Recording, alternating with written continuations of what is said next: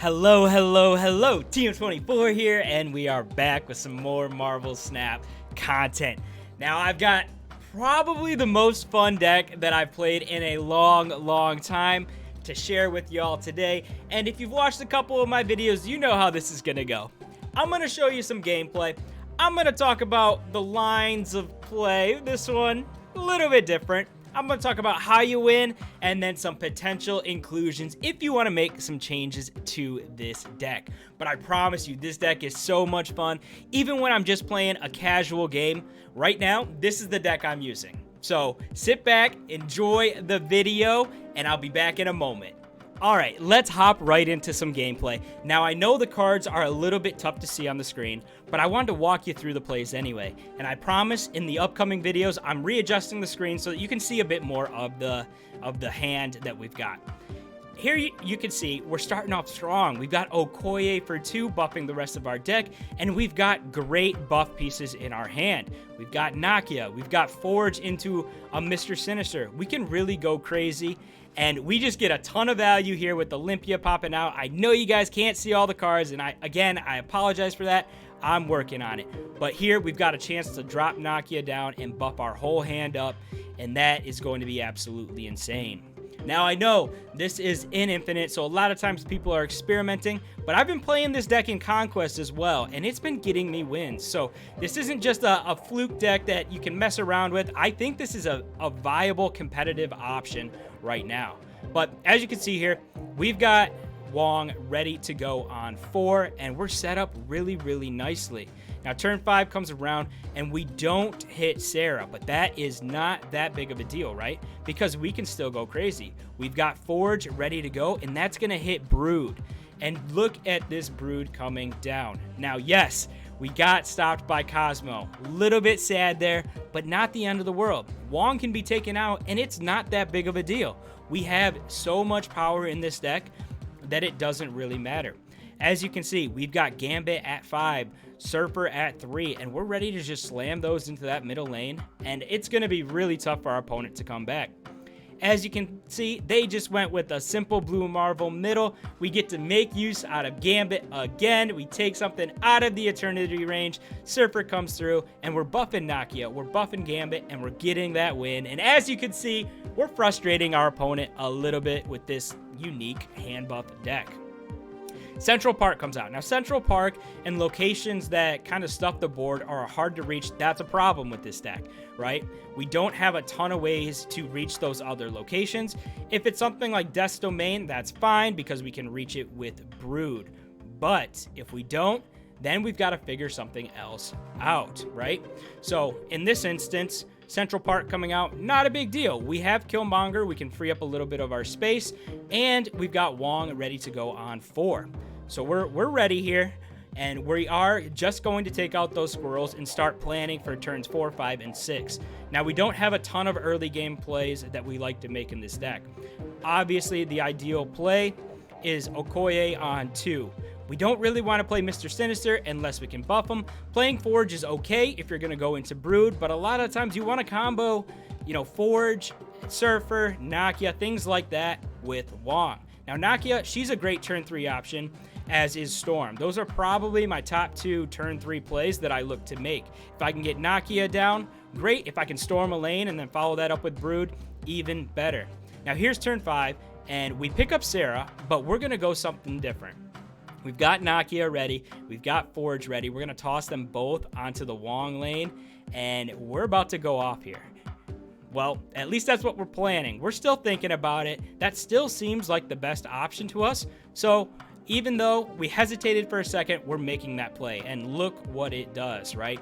Brood getting buffed up to 4 already.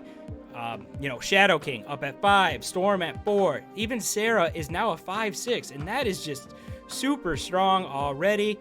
Nakia, I think her buff is actually pretty dang good, depending on how many cards you can get in your hand. But I really like the way that this deck plays.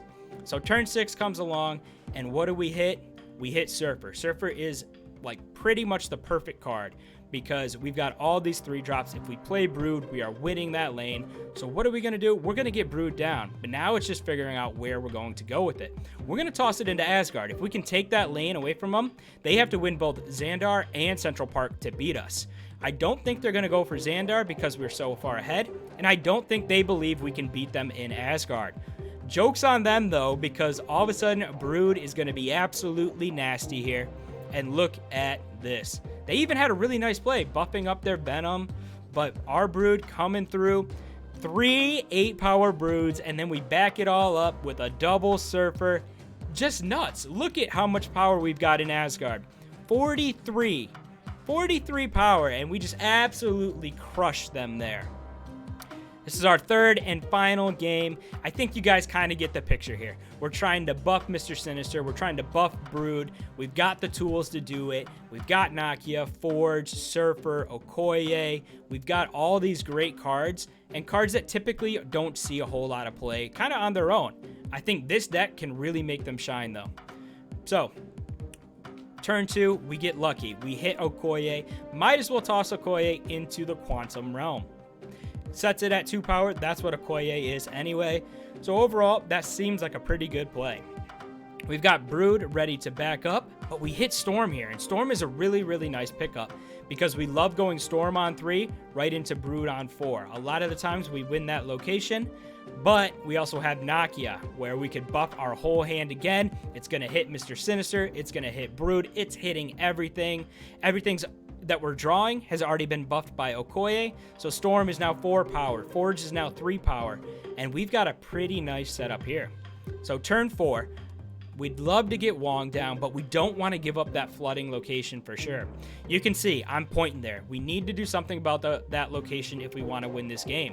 Now 4, we can definitely do something. We could go Forge into a Mr. Sinister, which would be pretty nasty. We could also go Brood and hope that we hit a Surfer, and that's the route we end up taking. 3 3-power Broods gets us up at 9 power in flooding. They play Jean Grey, which is a little bit tough because now we have to play at that location. But it's not the end of the world. It's turn 5, and now we're deciding to go with Wong. We've got Surfer, we've got Gambit. We have a really nice hand here and have a real shot at just absolutely taking them down again. They've got to play on the Quantum Realm, and we've already got Nakia over in Nova Roma. So we feel good about the way that this game is playing out so far. Goose comes down, not a big deal. Now they did Juggernaut, and we do get lucky. Wong slides over into Nova Roma, and we can still make the same play, but all of a sudden we've got even more power ready to go.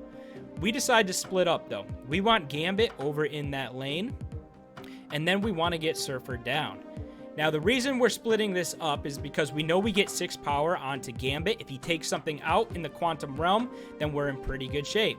So Gambit's going to come through, ends up taking out Jean Grey, so that secures us the Quantum Realm. We've got Flooded already won, but Surfer is coming through double either way. They do come out with a Maximus Surfer of their own, a very solid play in their own right, but as you can see, it just couldn't hold up. We had too much power with this deck. All right, so you've seen some gameplay. Now here's the part where I talk about this deck a little bit. I give you, well, the line of play, your win conditions here, and we'll talk about some potential inclusions if you want to switch it around. But let's talk about this deck. Obviously, it's a hand buff / buff deck, and we've got all the buff pieces in here. We've got Forge, we've got Okoye, we've got Nakia, we've even got Surfer to help us buff up as well. But we do make use of a couple of cards that have been changed. Gambit, he recently saw a change. If you've watched any of my content, you know that I love Gambit. Nakia was also recently changed as well, so we're making use of her, and I think we've struck gold with this deck, so let me show you how it works. So, typically, I give you a line of play and say this is the route that you want to follow. This deck, it's a little bit different. Just buff, baby, just buff. So what does that mean? If you can get Forge down onto a Brood, congrats, you're probably going to win that lane. Same thing with Mr. Sinister, maybe to a smaller extent. You've got Storm in here. You've got Sera so that your turn 6s can really pop off. Now, those win conditions, let's talk about it. Storm followed up with Brood. pretty much wins you that lane as long as you've got Surfer. Even if you don't, a lot of the times that's just too much power coming down. Additionally, we have Wong. I love Wong as well, and having him in this deck, it can just make it go absolutely insane. Wong on 4, and then you can follow that up with something like a Nakia Forge on 5, so that on 6 you could play a massive Brood along with a Surfer or a Gambit or something like that. And that's what I love about this deck, is that you kind of have options. You don't have to follow a specific line, and really you can just piece together your win as you play. Now, other win conditions, right? Sera. Sera is great. She's been amazing in pretty much any deck that she's played in. Obviously, there's the Sera control deck that is one of the strongest. Well, maybe most consistent, but definitely strongest decks in the game as well. And obviously, there was a Sera build going around with a bunch of 3-drops. This kind of makes use of some of those, right? We've got a lot of 3-drops in here, but Wong is really a great piece, and then we can just buff up these cards. Mr. Sinister coming down as a 2/4. So 2/4s on 3. Feels amazing. Okoye buffing everything up as well. You can go absolutely insane with this deck. Now, there are certainly some pieces that you can look to swap in and out depending on how you like to play. So let's start with the first one, right? Shadow King. Shadow King is great. He's going to set their power back to what it originally was. This is awesome against cards like Sunspot that is going to grow throughout the game. Same thing with Nebula, but it can also hit things like Venom and Carnage, so it can really hurt those destroy decks. Now, the one thing with Shadow King is he is going to affect your own cards as well. So if you play a buffed up Brood and then play Shadow King on that lane, big mistake. Broods are now 2 power throughout the whole thing. So Shadow King can be a little bit tough to play. You might lose out on a little bit of power, but typically the exchange is in your favor. But the one change I could see being made is going instead with something like Shang-Chi. That's a more consistent way to just destroy a huge power card, and then you can hit things that, you know, maybe wouldn't be effective.